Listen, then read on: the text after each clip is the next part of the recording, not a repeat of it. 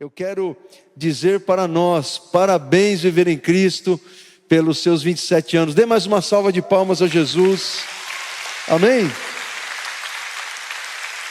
Por esses 27 anos que o Senhor Deus, Ele tem confiado a nós. E eu quero trazer uma palavra para você, muito importante, começando a fazer esta pergunta: quem somos nós? Quem somos nós como igreja? Quem somos nós, Igreja Evangélica Viver em Cristo? É muito importante, irmãos. Eu não vou nem dizer importante, eu vou dizer que é necessário, é fundamental, é imprescindível que nós saibamos, que nós tenhamos clareza de quem somos. Porque uma igreja que não sabe quem é, não sabe para onde está indo e não sabe o que deve fazer. Uma igreja que não sabe o que é uma igreja sem direção. É uma igreja que está à deriva no meio do mar, sem velas, sem um motor, sem uma bússola, sem uma direção. Uma igreja deve saber, uma igreja de Cristo deve saber o que ela é. Então eu quero começar fazendo esta pergunta: quem somos? Quem somos? Então, quando a gente vai para a nossa declaração de visão, que é uma declaração que nós construímos alguns anos atrás com os nossos líderes de ministério da época, e foi um trabalho de construção mesmo, né? De muitas perguntas, de muitas reflexões, baseadas na palavra de Deus, nas Escrituras, no Novo Testamento, sobretudo. Então, há muitos anos atrás, nasceu essa declaração de visão, que diz exatamente o que somos, e o que fazemos, e para onde estamos indo. A nossa declaração de visão ela é exposta na nossa reunião de novos membros, também para os irmãos que nós batizamos, em nome do Pai, do Filho e do Espírito Santo, obedecendo a ordenança de Jesus.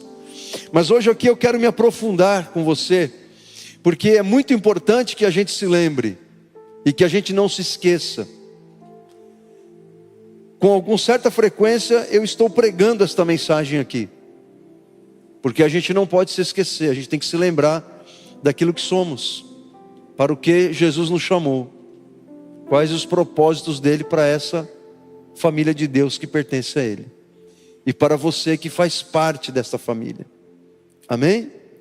Então diz assim a nossa declaração de visão: somos uma igreja bíblica e contemporânea, que faz parte do corpo de Cristo na terra, comprometida com a evangelização das pessoas, a fim de transformá-las em fiéis discípulos de Cristo. Então, quando a gente separa cada uma dessas partes da nossa declaração, nós entendemos melhor quem somos, para onde estamos indo e o que fazemos. E fomos chamados para o que como igreja do Senhor. Então é isso que eu quero fazer com você agora, e quero que você faça um apelo para que você esteja bastante atento, ok? Então, em primeiro lugar, meus irmãos, nós somos uma igreja. Quando a gente diz que somos uma igreja, nós não estamos apenas afirmando que somos, mas estamos afirmando também o que não somos. Somos uma igreja, ponto. Isso significa que não somos uma associação, não somos um clube, não somos um partido político, não somos uma organização não governamental, não somos uma instituição filantrópica de assistência social, não somos um asilo, não somos uma escola, não somos uma creche, não somos nada disso. Somos uma igreja, a igreja de Jesus, a família de Deus. Quando Deus chamou a mim e ao pastor Ronaldo para darmos início a essa obra, isso era uma coisa que era muito claro ao nosso coração. O chamado era claro, não havia dúvidas. Para o que estávamos sendo chamados? para liderar, para pastorear. Fomos chamados para pastorear a igreja do Senhor, a igreja de Jesus. A igreja do Senhor. Eu me lembro quando nós compramos esse terreno, 4.000 metros, e aí começamos a construção, e aí as pessoas começam a, como se diz, viajar na maionese, né? Não, pastor, vamos fazer uma escola. Poderíamos fazer uma escola? Poderíamos, não haveria problema nenhum, mas Jesus não nos chamou para ser uma escola. Jesus nos chamou para sermos uma igreja. Poderíamos fazer tantas coisas aqui, mas nada podemos ou devemos fazer que nos desvie da nossa missão e propósito de sermos igreja. E sermos igreja. Jesus, ele diz que nós não devemos nos esquecer dos pobres. Nós temos aqui um trabalho de assistência aos pobres, a famílias carentes, que é um trabalho fantástico, magnífico, liderado pela nossa obreira Suzana. Muitos de vocês estão envolvidos e comprometidos com esse trabalho, que é muito importante, que tem ajudado tantas vidas. Mas eu conheço igreja, irmãos, que o foco dela se tornou somente isso. Sabe o que aconteceu? A igreja acabou. Porque embora Jesus tenha dito, não se esqueça dos pobres, a igreja não existe por causa dos pobres, e nem por causa dos ricos. A igreja existe para cumprir os propósitos de Jesus na terra, de continuarmos a missão da evangelização, da pregação da palavra. Vocês estão entendendo?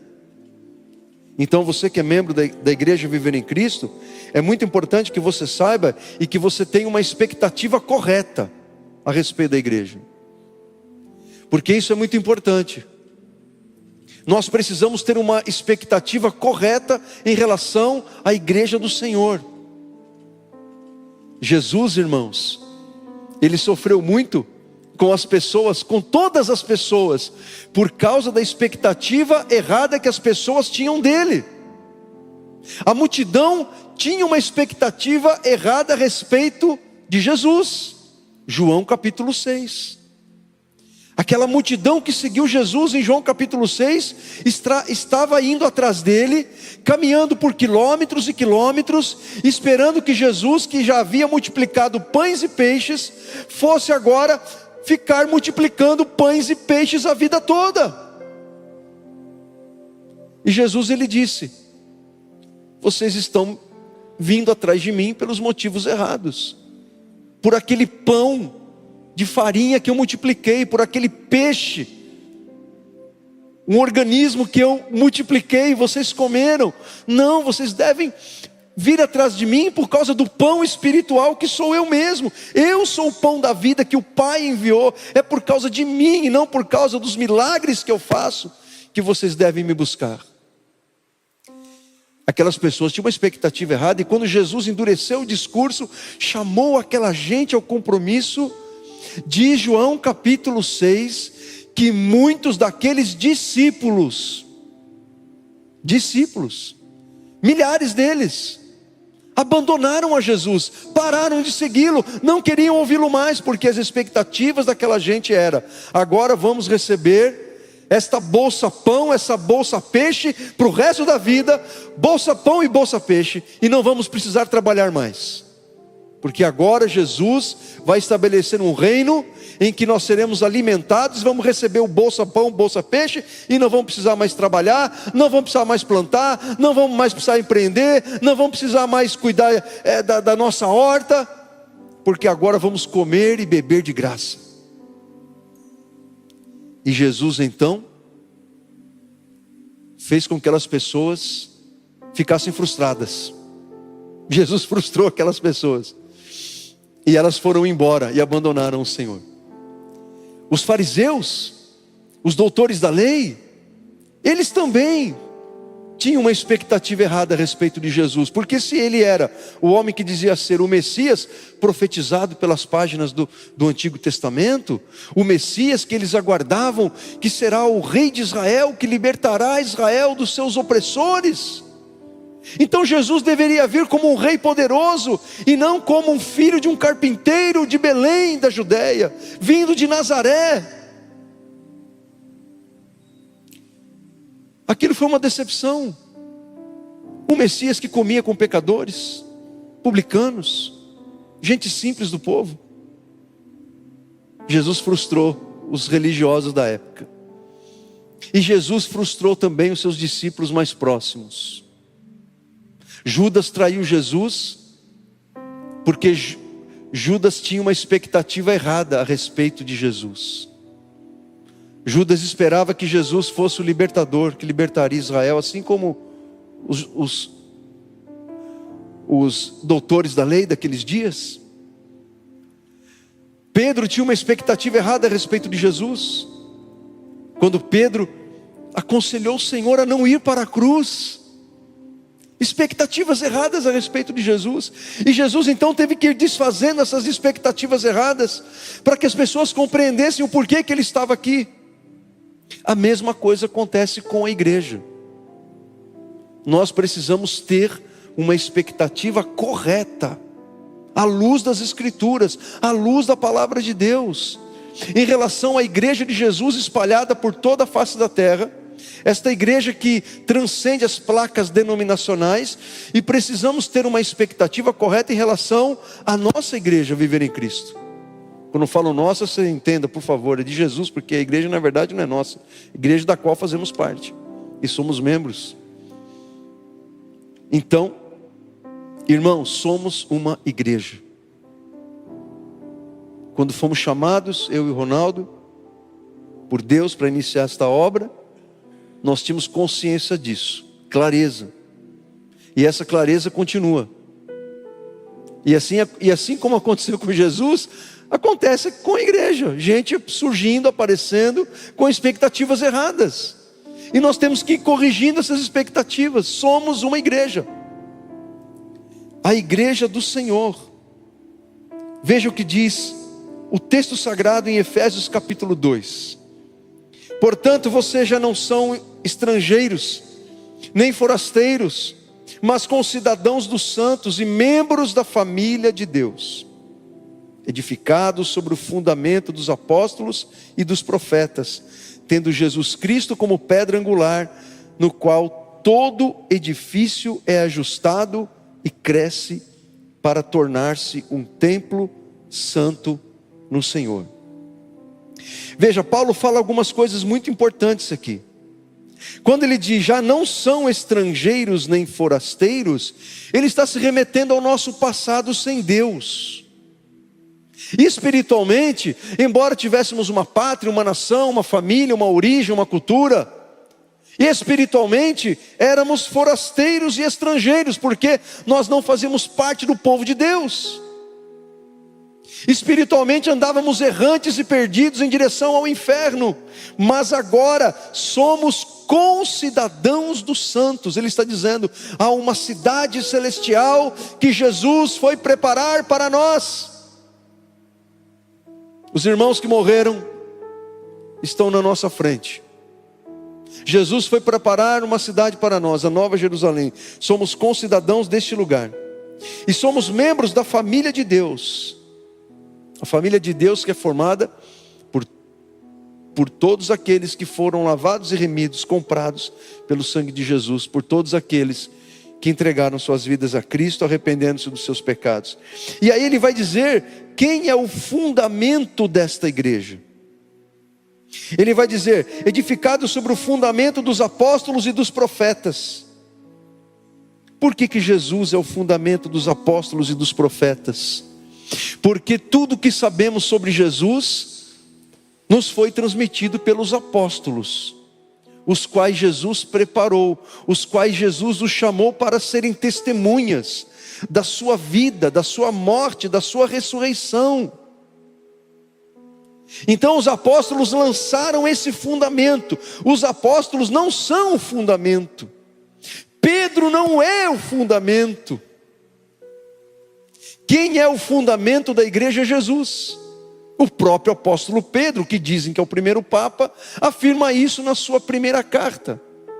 Que Jesus ele é a pedra angular, a pedra de esquina, como o apóstolo Paulo reafirma em Efésios capítulo 2, tendo Jesus Cristo como pedra angular. Por que pedra angular? Porque os edifícios naquela época, naqueles tempos bíblicos, eles tinham, todo edifício precisa de uma fundação, de um alicerce, e as pedras que eram colocadas nos cantos, nos ângulos das construções, a pedra angular em formato de L, eram as principais pedras daqueles edifícios, das casas, das construções. Então Jesus é comparado a esta pedra angular, sobre a qual a sua igreja está sendo construída, edificada. E o apóstolo Pedro lhe diz que nós, neste edifício, que somos nós, cuja fundação é Jesus, nós somos como que pedras que vivem. Então Jesus é a pedra angular, Ele é o fundamento, nós estamos alicerçados nele. Por isso que Jesus disse: aquele que ouve a minha palavra e a cumpre, é como aquele homem construtor, aquele sábio construtor que construiu a sua casa sobre a rocha. Vem o vento, vem a tempestade, que são as lutas, as adversidades, mas aquela casa permanece em pé, porque está construída sobre a rocha, e a rocha é Jesus. Mas ai daquele que constrói a sua casa, a sua vida sobre a areia. Virão as mesmas lutas, as mesmas dificuldades que sobrevêm a todos os seres humanos, e a casa não resiste, aquela pessoa não resiste, a vida daquela pessoa não resiste, porque não há um firme fundamento. E todo ser humano foi criado para ter como fundamento Jesus, mas cada ser humano vai ter que fazer essa escolha, se quer ou não Jesus. Nós cremos no livre-arbítrio, viu? Nós não cremos nessa coisa de que Deus escolheu uns para o inferno e outros para o céu. E mesmo que aquele que queira o céu, se não for escolhido, vai para o inferno. A gente não crê nessa doutrina antibíblica. Nós cremos naquilo que diz as Escrituras, que é a vontade de Deus que todos se salvem. Mas só será salvo aquele que abrir o coração para a graça de Deus, pelo seu livre-arbítrio, que foi dado pela soberania de Deus. Deus é tão soberano, que na sua soberania Ele escolheu dar livre-arbítrio aos homens. Então Ele continua dizendo: nele, em Jesus, vocês quem? Nós, que não somos mais estrangeiros, não somos mais forasteiros, somos concidadãos dos santos e membros da família de Deus. Nós também estamos sendo edificados juntos para se tornarem morada de Deus por seu Espírito. E agora Paulo, ele cita o Espírito Santo. E isso é muito importante, porque aquele que não tem o Espírito de Cristo, esse tal não é dele, diz o mesmo Paulo na sua carta aos Romanos. Só é verdadeiramente um crente quem é morada do Espírito, quem tem o Espírito Santo habitando nele. E para ter o Espírito Santo habitando na gente, a pessoa precisa se converter, aceitar a Cristo, arrepender-se dos seus pecados. Então, a partir daquele momento, o mesmo Espírito Santo que opera em nós o novo nascimento, nos torna novas pessoas, novas criaturas. O mesmo Espírito vem habitar em nós. O Espírito Santo habita na igreja, na família de Deus, coletivamente. E esse mesmo Espírito habita em cada crente individualmente. Irmãos, pare para pensar. O Espírito Santo, se você é uma pessoa convertida, se você nasceu de novo, o Espírito Santo habita em você. E isso é por graça, não é por merecimento, é por graça. O Espírito Santo é o penhor da nossa herança, diz Paulo, nessa mesma carta aos Efésios. Ou seja, é a garantia que Deus nos dá de que Ele cumprirá todas as promessas que Ele tem para nós no futuro, na eternidade. Então, meus irmãos, somos uma igreja. Ponto final. Nada mais do que isso. Somos a igreja de Jesus, a igreja de Cristo, concidadãos dos santos. Amém ou não amém? Em segundo lugar, somos uma igreja bíblica. Somos uma igreja bíblica. O que significa isso, irmãos? Significa que nós temos comprometimento com as Sagradas Escrituras. Significa que nós cremos que todos os 66 livros da Bíblia, do Gênesis ao Apocalipse, todos os 66 livros, que foram escritos no espaço de 1500 anos, entre Moisés e o apóstolo João, no qual os seus cerca de 40, 45 autores, todos esses homens santos foram usados pelo Espírito Santo, foram inspirados por Deus. Portanto, nós cremos que toda a Bíblia, ela não apenas contém a palavra de Deus, mas que toda a Bíblia é a palavra de Deus. Nós cremos na inspiração das Escrituras, em cada versículo, em cada palavra. Sabe, irmãos, está ressurgindo no nosso tempo algo que surgiu no início do século passado, que é a teologia liberal, que advém lá do iluminismo, aquelas revoluções culturais, filosóficas do século retrasado e um pouco antes disso. E esta maldição invadiu os púlpitos das igrejas na Europa e nos Estados Unidos, com a ideia de que a Bíblia ela precisa passar pelo crivo dos métodos científicos. E isso é um erro crasso, porque a Bíblia é um livro espiritual. A Bíblia ela trata de eventos históricos, eventos que aconteceram. Só que dentro desses eventos históricos existe a ação sobrenatural de Deus. E nós cremos que cada ação sobrenatural de Deus nos eventos históricos registrados na Bíblia são acontecimentos reais, aconteceram.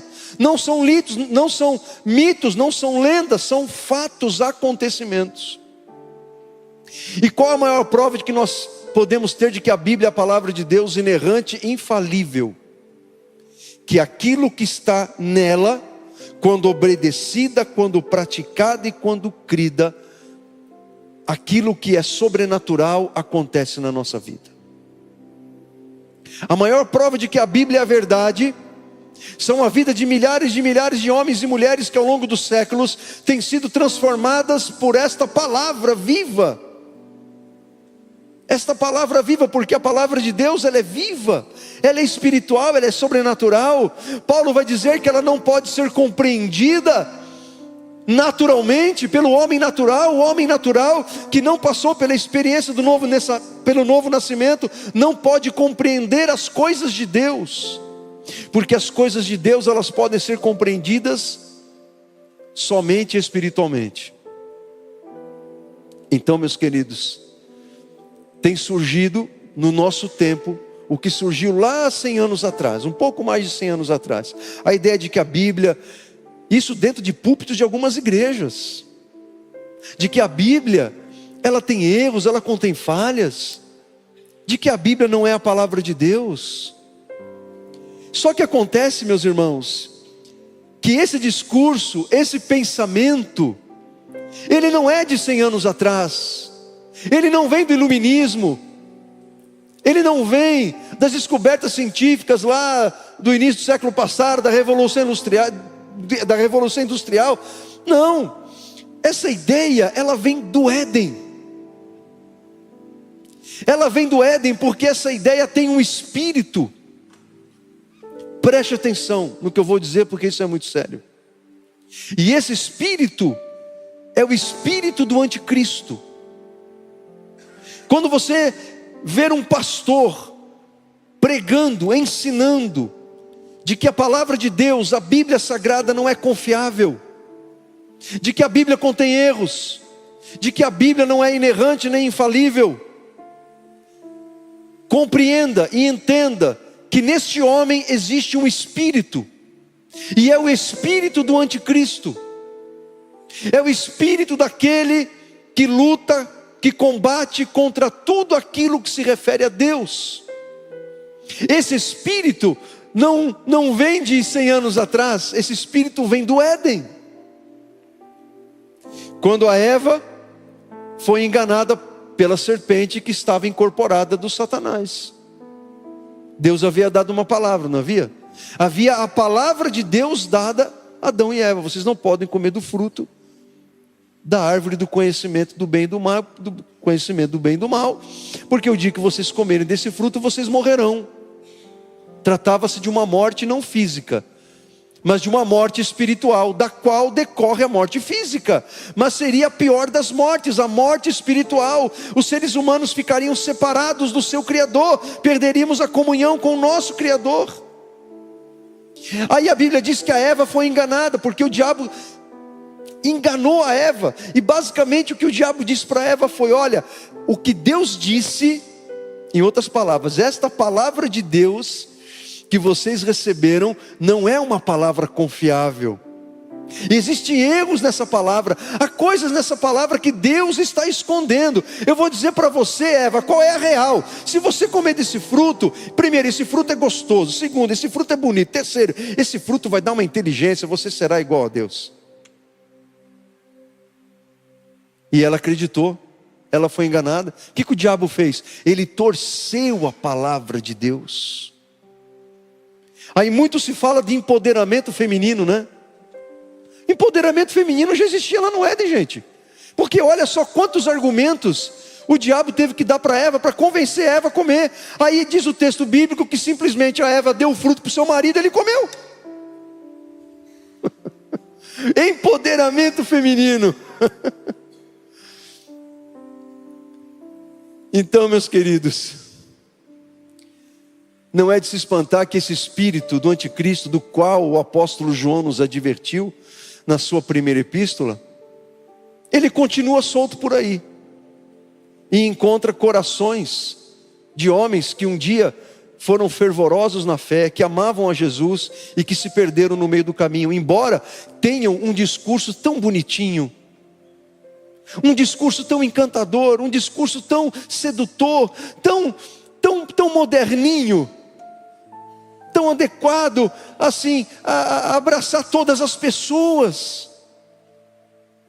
Gente, o Evangelho, ele chama todas as pessoas, mas ele não é inclusivo. O Evangelho não é inclusivo. O Evangelho, ele é transformador. Ele chama todas as pessoas, não para incluir todas as pessoas, mas para transformá-las, todas elas, à imagem de Jesus. Somos uma igreja bíblica. Não abriremos mão disso. Não abriremos mão disso, gente. Esses dias eu ouvi uma mulher pregando, de uma dessas igrejas que tem abraçado a teologia liberal. Eu ouvi aquela mulher falando, e o espírito do anticristo ali, naquelas palavras tão sedutoras. Irmãos, somos uma igreja bíblica. Não abrimos mão das escrituras sagradas. Não abrimos mão da palavra de Deus, do Novo Testamento, que é o compêndio doutrinário da igreja. Tudo, absolutamente tudo o que você precisa saber para viver bem diante de Deus e diante dos homens, você encontrará na palavra de Deus. Na palavra de Deus você encontra o propósito pelo qual você veio a este mundo, para onde você está indo, para onde você passará a eternidade, seja você que entrega a sua vida a Cristo, seja você que o rejeita.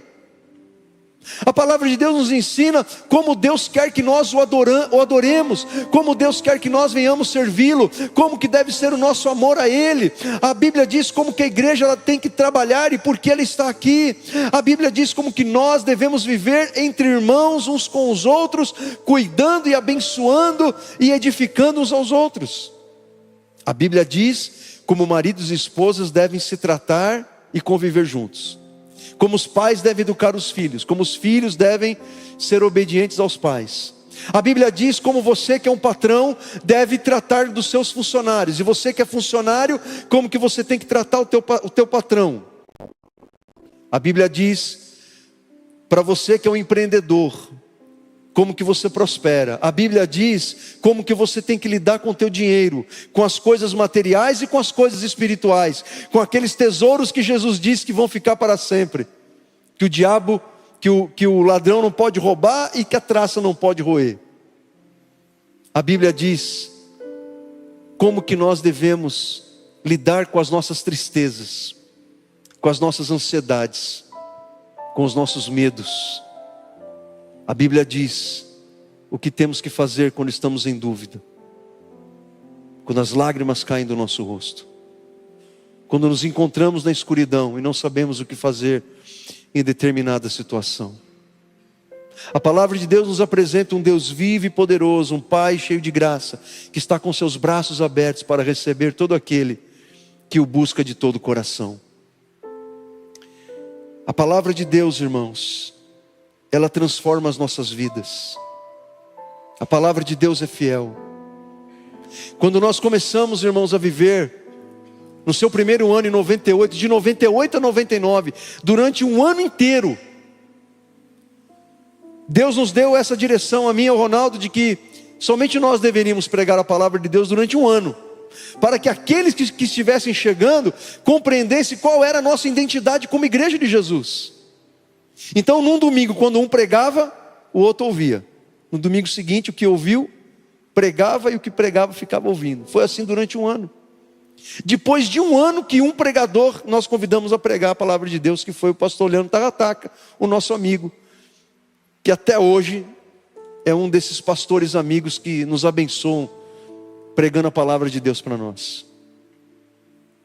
Nenhum obreiro pregou, nenhum pastor de fora pregou, porque nós queríamos estabelecer um fundamento, um alicerce de conhecimento, de entendimento da palavra de Deus. Então veja, o que a Bíblia fala sobre ela mesma, né? Olha só. Diz que toda escritura é inspirada por Deus e útil para o ensino, para a repreensão, para a correção e para a instrução da justiça. Paulo, na sua carta a Timóteo, capítulo 3, versículo 16, segunda carta de Paulo a Timóteo.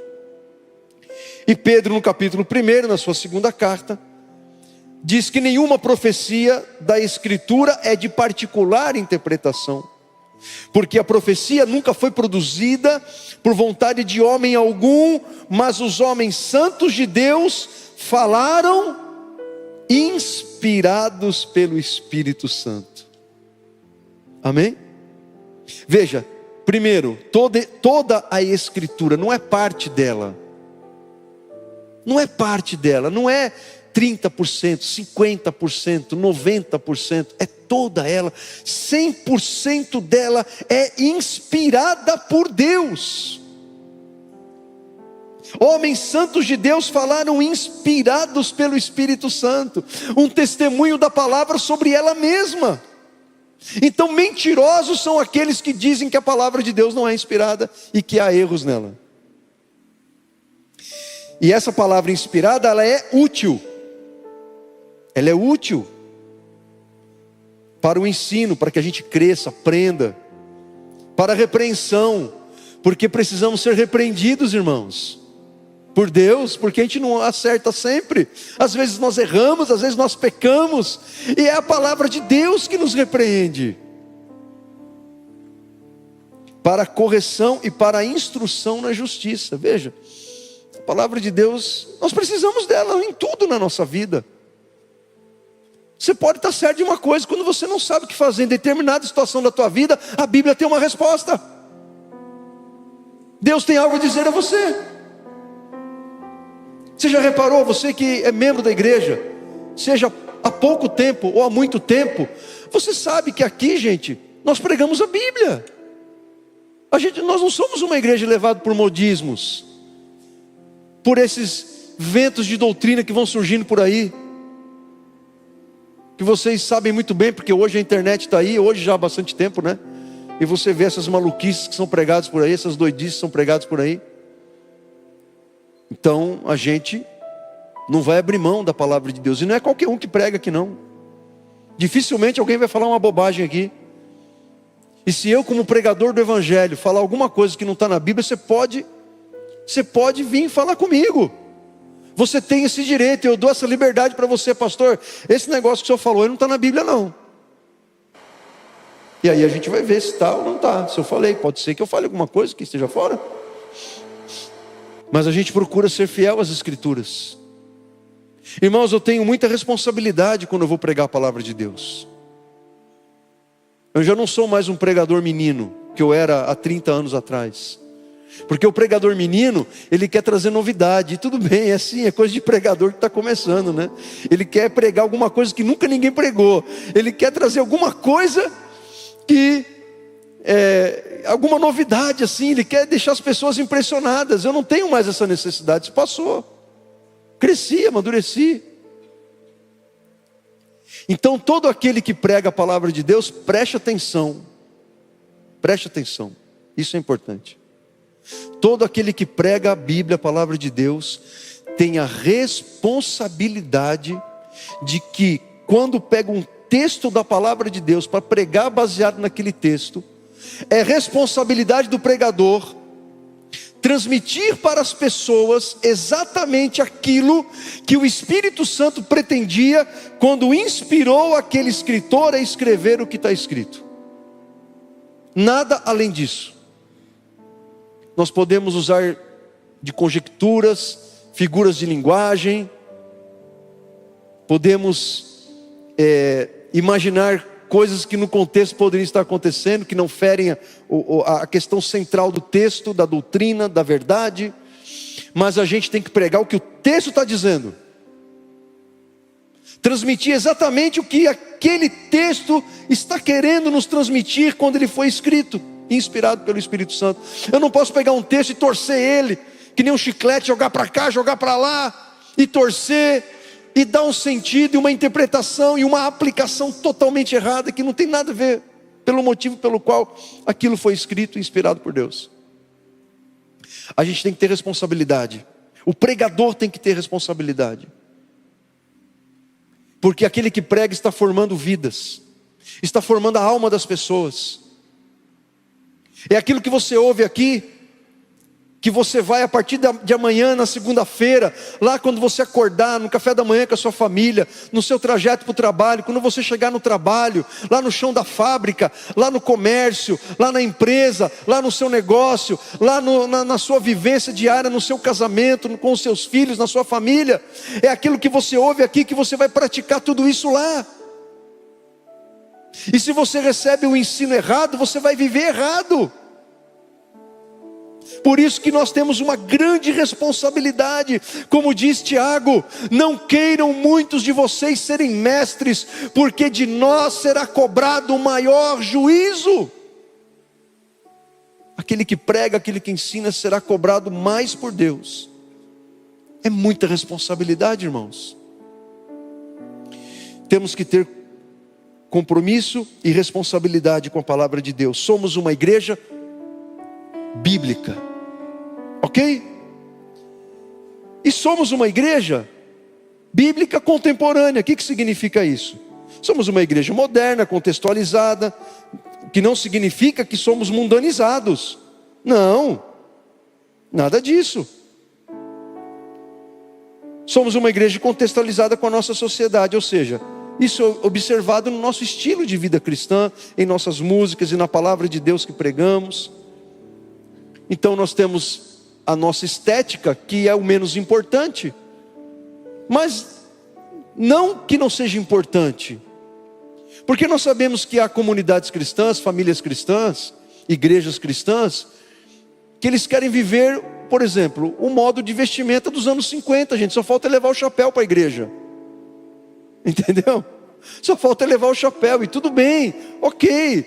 Mas o problema é quando se confere valor espiritual à gravata, valor espiritual ao terno, valor espiritual à roupa. Se Jesus, gente, vivesse nos nossos dias, ele não ia vir com aquelas roupas de 2000 anos atrás. Ele viria com roupas exatamente como essas que estamos vestindo. E ele não chegaria num camelo ou num burrinho. Quem sabe chegaria numa Harley Davidson, né? Hein, Tony? Gente, é isso aí. Entendeu? Então, isso ser uma igreja contextualizada, não é uma igreja mundanizada. E na forma como pregamos a palavra de Deus. A palavra de Deus, ela só pode ser compreendida espiritualmente. Então, nós temos que torná-la clara para as pessoas, para os crentes e não crentes. O que adianta eu pregar aqui, falar de grego, hebraico? A gente pode até citar, de vez em quando eu cito, no grego é isso, no hebraico é aquilo, para que a gente tenha uma compreensão melhor do texto. Mas o que adiantaria tudo isso se a gente não tornasse clara a mensagem? O que você vai fazer com isso lá no seu casamento? Quando você entrar em discussão com a esposa, quando os filhos se tornarem rebeldes, quando você tiver que enfrentar uma dívida, quando você tiver que enfrentar um conflito no trabalho, quando você estiver enfrentando uma enfermidade, um luto, uma dificuldade, uma crise existencial, a palavra de Deus tem que ser clara para você, para que quando você chegar na segunda-feira, você saiba o que fazer com aquela ferramenta de Deus, que é a palavra do Senhor, viva, santa, poderosa. Amém? Ou não amém? Veja o que diz a respeito disso o apóstolo Paulo em Colossenses 4, 5 e 6. Ele vai dizer assim: sejam sábios quanto à sua maneira de viver para com os de fora, aproveitando ao máximo cada oportunidade. O seu falar seja sempre agradável e temperado com sal, para que saibam como responder a cada um. E aí, está falando desta igreja que é contemporânea no mundo lá fora. Não está falando só de mim, do pastor Ronaldo, dos obreiros, está falando de você, no seu dia a dia. Como que você comunica esse Jesus que está na tua vida, no seu dia a dia, lá no mundo em que você vive, no lugar onde você está, na sua vida cotidiana? A Bíblia diz que você deve aproveitar cada oportunidade e que o seu falar seja agradável. Você não vai chegar para o sujeito que não é crente e falar: você vai para o inferno se não aceitar Jesus, seu miserável, e pegar a Bíblia e bater na cabeça do sujeito. Não é assim. Você está fazendo o contrário do que está dizendo o texto. Ok? E Paulo vai dizer em 2 Coríntios 4:2: não procuramos enganar o povo para que creia, não estamos interessados em fazer trapaça com ninguém, nunca procuramos fazer com que alguém creia que a palavra de Deus ensina o que ela não ensina. É o que eu acabei de falar para vocês. Nós nos abstemos de todos esses métodos vergonhosos.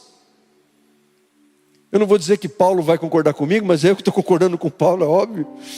Achamos-nos na presença de Deus quando expomos a palavra, e por isso dizemos a verdade, como todos quantos nos conhecem concordarão. Então, no primeiro texto, como que a igreja é esta igreja contemporânea lá fora, e como nós aqui dentro transmitimos a verdade de Deus, transmitindo a verdade sem deturpá-la, sem adulterá-la, sem diluir o conteúdo santo da sua mensagem, mas de uma forma clara, para que todos a entendam. Continuando na nossa declaração de visão, somos uma igreja bíblica contemporânea, que faz parte do corpo de Cristo na terra. O que significa isso, gente? Significa que nós não nos consideramos como detentores do monopólio do reino de Deus. Nós não somos o caminho, a verdade e a vida. Nós não somos o caminho da salvação. O caminho da salvação é Jesus, gente. E a igreja Viver em Cristo, ela faz parte de algo maior do que si mesma. A igreja Viver em Cristo, como igreja local, ela está num endereço. Ela está aqui na rua, nesta rua, nesse endereço, com esse número, nesse bairro, nessa cidade. E os seus membros estão espalhados pela região, vivendo o evangelho, igreja local. Certo? Mas nós fazemos parte de algo maior. Somos como uma gota num oceano. Fazemos parte desse oceano, somos a gota. E o oceano é a igreja, formada por todos os crentes, em todos os lugares, em todas as nações, por todos aqueles que foram lavados, comprados e remidos pelo sangue de Jesus, por todos aqueles pecadores que arrependeram-se dos seus pecados, os confessaram a Deus, os abandonaram, creram em Cristo como seu Salvador, nasceram de novo, foram feitos novas criaturas, novas pessoas, pelo poder de Deus, pelo poder da palavra, pelo poder do Espírito Santo. A igreja do Senhor que transcende as barreiras denominacionais. Fazemos parte dessa família de Deus. Agora, neste momento, por este Brasil afora, em grandes centros populacionais, nas capitais da nossa nação, nas cidades do interior, em lugares distantes, em lugares onde, quem sabe, pessoas debaixo de uma árvore agora lá na Amazônia estão cultuando a Deus. Nós fazemos parte desse povo santo do Senhor. Gente que está reunida em pequenas igrejas, em grupos pequenos, e irmãos reunidos em igrejas enormes, multidões reunidas em 5, 10 mil pessoas. Os irmãos chineses e do Japão estão dormindo agora, mas já fizeram o seu culto no domingo. Os irmãos na Ásia. Então, meus queridos, fazemos parte do povo de Deus, espalhado pela terra. Amém? Nós não temos a pretensão de acharmos que somos melhores do que ninguém. Diz assim Paulo, Romanos capítulo 10, versículo 12: portanto não há diferença entre judeu e grego, porque o mesmo é o Senhor de todos, rico para com todos os que o invocam, porque todo aquele que invocar o nome do Senhor será salvo. E diz Apocalipse 7:9, nas visões do apóstolo João, do que acontecerá nos últimos dias. Ele teve uma visão do céu, dentre as muitas visões, e ele disse, escreveu: depois dessas coisas olhei, e eis aqui uma multidão, a qual ninguém podia contar, de todas as nações, e tribos, e povos, e línguas, que estavam diante do trono, e perante o Cordeiro, trajando vestes brancas, e com palmas nas suas mãos. Crentes de todas as nações, irmãos de todas as nações, um dia estarão perante o Salvador, o Cordeiro de Deus, que tira o pecado do mundo. Não há diferença entre o crente judeu, o crente grego, o crente paulista, o crente carioca, o crente baiano, o crente gaúcho, o crente brasileiro, o crente argentino. Sim, os argentinos vão para o céu, irmãos. Não há diferença, os que crerem em Jesus, não há diferença entre os crentes corintianos e palmeirenses. Sim, os palmeirenses vão também entrar no céu. Não há diferença para Deus entre homens e mulheres, senhores e empregados, patrões e empregados. Quando nos reunimos, todas essas barreiras, elas caem por terra, porque aqui está o povo santo do Senhor, a igreja de Jesus. Amém? Uma das piores coisas que pode acontecer a uma igreja, gente, é o orgulho espiritual. É aquele povo ou aquele pastor achar que é melhor do que os outros, ou entrar numa competição para ver quem é a melhor igreja. O dia que a gente cair nessa, gente, é porque nós perdemos o nosso coração. Cairemos da graça de Deus. A nossa competição não é com a igreja X, Y, Z, esteja longe ou esteja perto. A nossa competição é contra o inferno, é contra o diabo. E nessa luta somos mais do que vencedores, porque Jesus, ele disse: as portas do inferno não prevalecerão contra a minha igreja. Cuidado com o que você ouve. Cuidado para não inflamarem o teu coração numa luta que é perdida, porque a nossa luta não é contra outros irmãos. A nossa luta é contra o inimigo das nossas almas. Essa é a nossa luta. E nessa luta somos mais do que vencedores, se estivermos armados com toda a armadura de Deus. Efésios capítulo 6. Eu não vou pregar outra mensagem, então você lê lá. Certo? Somos uma igreja bíblica contemporânea, que faz parte do corpo de Cristo na terra, comprometida com a evangelização das pessoas. Fala do propósito de Cristo na evangelização. Jesus ordenou que nós pregássemos o evangelho a todas as criaturas. Vão pelo mundo todo e preguem o evangelho a todas as pessoas. Quem crer e for batizado será salvo, mas quem não crer será condenado. Vão e preguem o evangelho a toda criatura. Irmãos, quando nós iniciamos a viver em Cristo, quando a viver em Cristo nasceu, era isso que estava no nosso coração, e é isso que ainda continua no nosso coração. A firme consciência de que fomos chamados para pregar o evangelho, anunciar as boas novas. Evangelho significa boas novas. E que boas novas são essas? De que o homem nasce pecador, herdou o pecado de Adão. Quando Adão pecou, todos nós pecamos com ele, porque ele era o legítimo representante de toda a raça humana. Mas aí o Pai, ele proporcionou uma grande salvação, enviou seu Filho Jesus, a segunda pessoa da triunidade divina. Ele se fez homem sem pecado, nasceu da Virgem Maria, pregou o evangelho, curou enfermos, morreu na cruz para nos salvar. Na cruz ele levou os nossos pecados, ressuscitou ao terceiro dia, foi ascendido aos céus após 40 dias, está assentado à direita de Deus Pai, intercedendo por todo aquele que nele crê. E agora a graça salvadora está disponível a todo aquele que crê em Jesus. Essa é a boa nova. Há esperança e salvação para o perdido. Fomos chamados para pregar esta mensagem. Só que esta mensagem, ela não é pregada somente pelos pastores. Essa mensagem, ela é anunciada por todos os crentes, por mim e por você. Seja uma mensagem falada, seja uma mensagem vivida. Porque a mensagem, ela precisa ser vivida. Porque se você ficar o tempo todo falando de Jesus e viver que nem uma pessoa mundana, você estará causando escândalo. E você estará afastando as pessoas do reino de Deus. Então, se você ainda não é uma pessoa que admira o evangelho, mas se você ainda não se converteu, por favor, não fale de Jesus. Porque você fará com que as pessoas se escandalizem com a tua vida. Só fale de Jesus se realmente a sua vida estiver comprometida com o Senhor. Por isso que Jesus disse: vocês são o sal da terra. Porque aquilo que nós vivemos, irmãos, fala mais alto do que aquilo que falamos. Então a nossa vida não pode ser dissonante com aquilo que falamos. Jesus, ele disse: vocês são o sal da terra, mas se o sal perder o seu sabor, como restaurá-lo?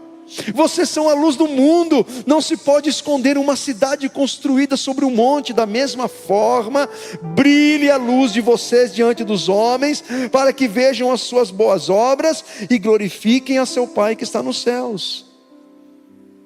Nós somente podemos fazer a primeira coisa se formos a segunda.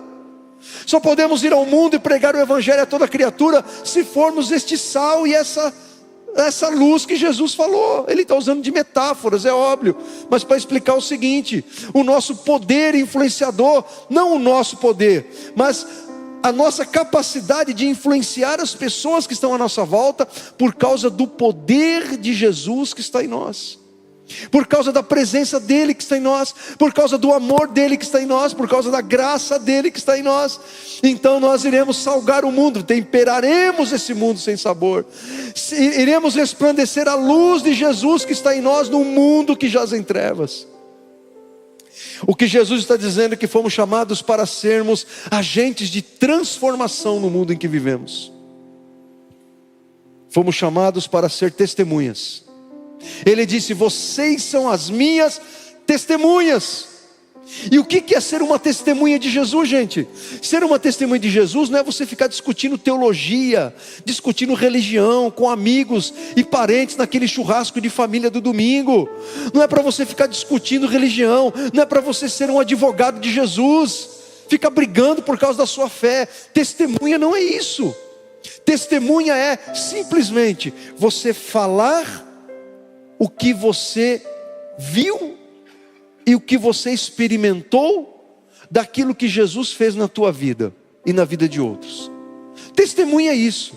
Testemunha de Jesus é isso. É simplesmente você falar, transmitir para as pessoas como ele entrou na tua vida e como ele transformou a tua vida. É só isso. E viver este evangelho que te salvou. Viver essas boas novas do Senhor. É simplesmente isso. Não é para você ser aquele crente chato que fica importunando as pessoas, recitando textos bíblicos como se fosse uma marreta na cabeça da pessoa 24 horas por dia. Não é isso, não é ser testemunha, isso é ser chato. Né? Às vezes o marido não vem à igreja porque a esposa é uma crente chata. Tudo que ela vai fazer, ela inclui Bíblia na história. Ele fala: bem, obrigado por esse bife, está gostoso. Foi Jesus que fez a vaca, irmão, amor. Esse bife que você está comendo aí, foi Jesus que fez. Ele é o criador da vaca. Então dê graças a Deus porque ele criou a vaca e criou o açougueiro também, que cortou esse bife, né? E aí pronto,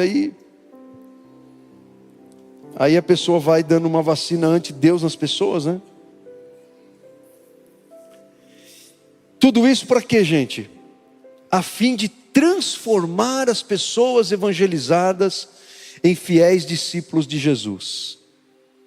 Ser um discípulo de Jesus sintetiza os 5 propósitos de Jesus para a sua igreja. Um fiel discípulo de Cristo é um verdadeiro adorador. É alguém que adora ao Pai em espírito e em verdade. Ou seja, é aquela adoração que vem do interior do nosso espírito, do nosso coração, né? Onde a razão e a emoção estão envolvidos, mas sobretudo, não somente a razão e a emoção do ponto de vista humano, mas aquela adoração que vem do nosso espírito, dessa parte espiritual nossa, que é habitada pelo Espírito Santo. E é uma adoração em verdade, porque a adoração em espírito, ela só se reveste de significado quando estamos vivendo o Evangelho. Quando você está praticando o Evangelho, quando Jesus é o Senhor da tua vida. Então quando você está adorando a Deus em espírito, não somente aqui, mas em casa, lavando o carro, limpando a louça, fazendo as suas coisas, na tua casa, lá no teu lugar secreto, em que você separa um momento para orar a Deus e buscar a Jesus. Então a tua adoração em espírito, ela se reveste de significado e de verdade quando você está adorando a Deus em verdade. Adorar a Deus em verdade é obedecer a palavra de Deus. É quando você se torna uma testemunha de Cristo, como já falei aqui. É quando você vive e pratica a comunhão com os irmãos. Quando você estabelece relacionamentos cristãos na tua vida. E você se aproxima dos irmãos, e você está perto deles, e eles perto de você. Quando você serve a Deus, servindo aos homens e à igreja com os dons e talentos que o Espírito Santo te dá. A igreja trabalha para que cada cristão seja e realize tudo isso. Em outras palavras, irmãos, resumidamente, ser um discípulo de Jesus é ser alguém parecido com Ele. Amém? Nunca seremos exatamente igual a Jesus, até porque Ele viveu aqui sem pecado, né? E nós somos pecadores, arrependidos, salvos, nascidos de novo. O pecado não pode ter mais domínio sobre nós, Romanos 6,14.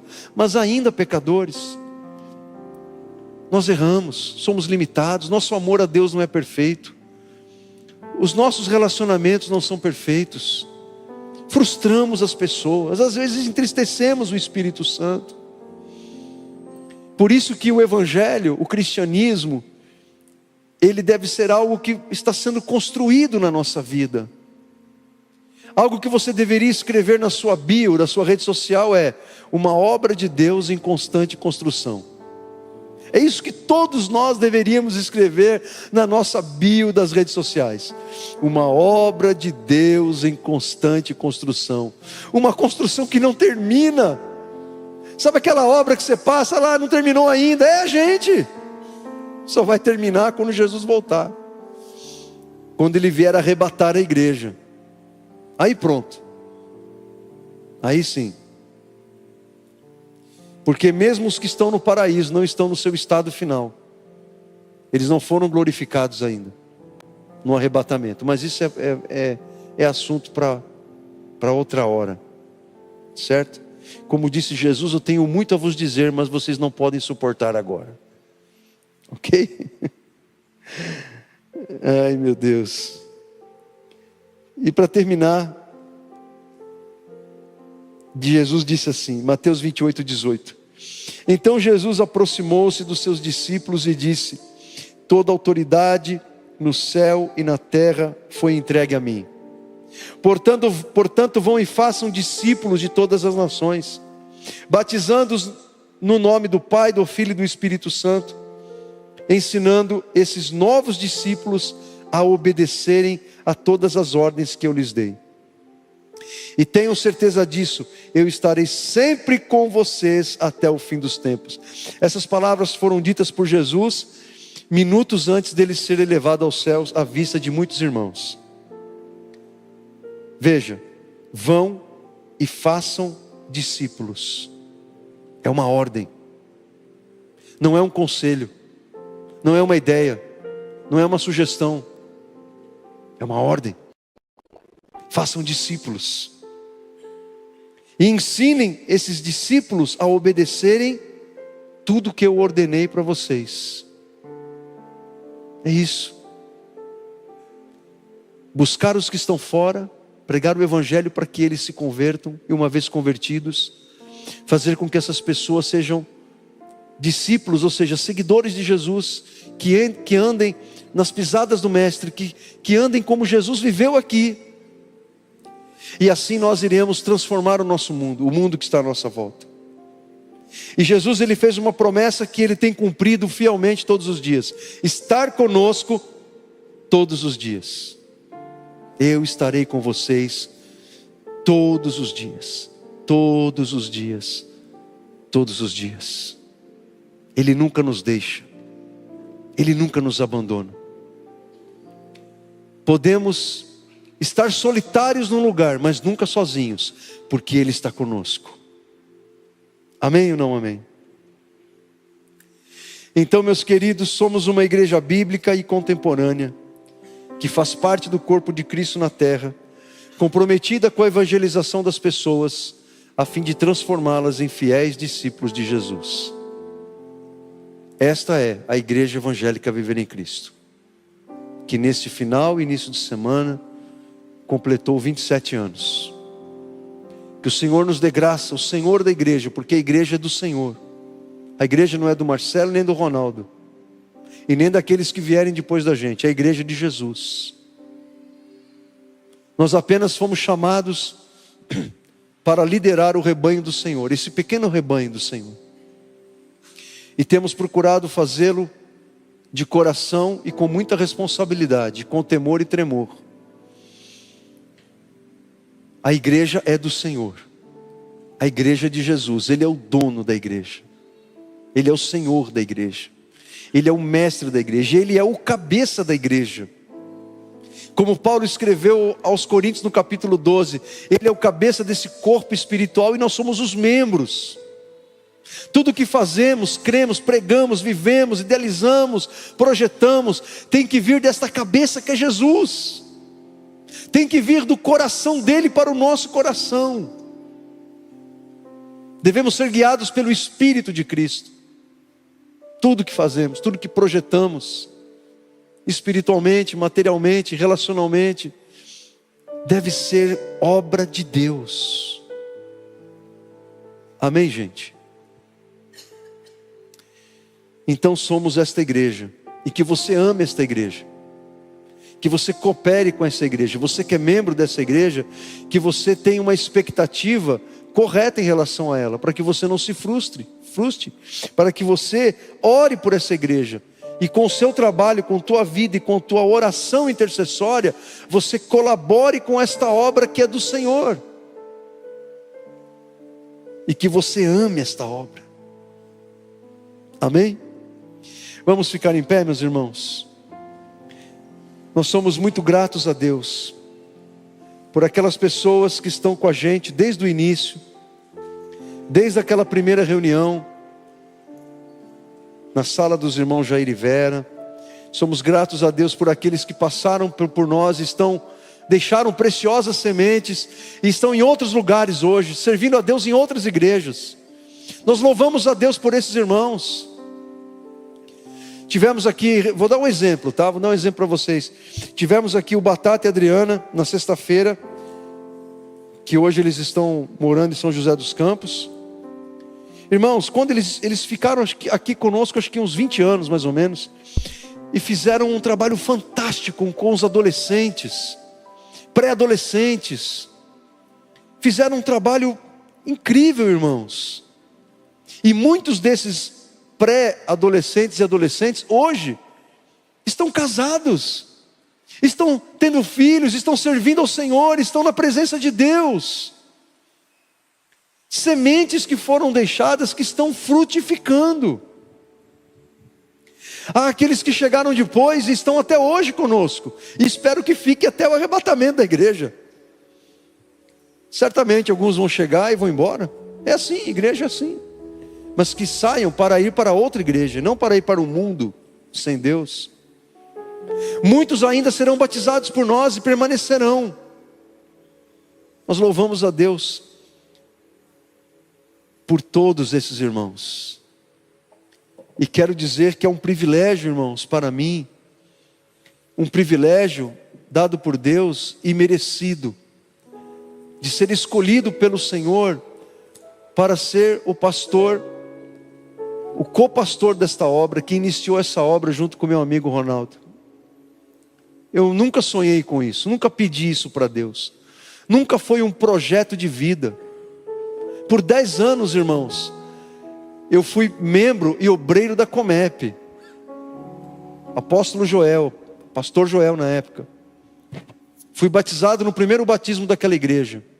Sou grato a Deus pelo tempo que vivi ali. Ali conheci a Nil, ali nasceu a Andressa. Andressa foi consagrada a Deus ali. Ali eu fui enviado para o seminário teológico. Ali eu atuei em diversos ministérios. Fui líder de jovens por muitos anos. Professor de escola bíblica, superintendente de escola bíblica. Fui consagrado evangelista. Fui obreiro, pregador, dirigente de culto. Quando saímos de lá, por mandado do Senhor, eu era o vice-presidente da igreja, sempre atuando no pastoreio sem ser pastor.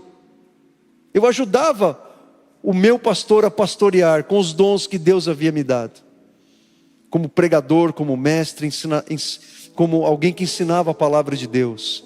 Mas nunca pedi para Deus: Senhor, eu quero iniciar um trabalho, eu quero ser presidente de obra, Senhor, eu quero iniciar uma igreja aqui na nossa cidade. Eu nunca pedi isso para Deus. Deus sabe que eu falo a verdade e eu tomo Deus como testemunha.